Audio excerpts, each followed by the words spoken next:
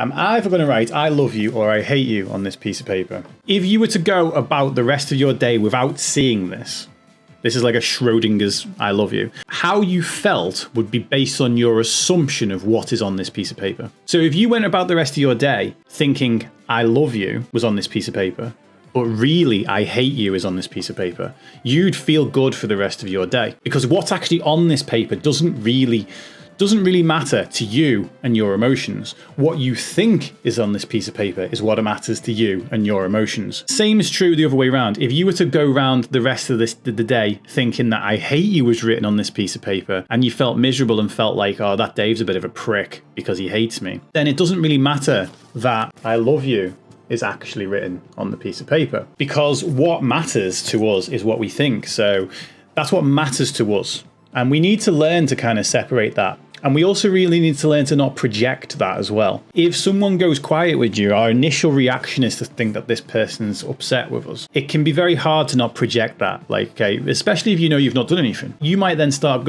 spending ages racking around in your own brain about, oh my God, what have I done? What have I done? What have I done? What have I done? And we feel as if this is the right thing to do because it's the considerate thing to do, isn't it? To think about what you've done to upset the other person. The funny thing is, if the person came in and was really, really happy, you wouldn't think, what have I done to make them this happy? We don't think of it that way.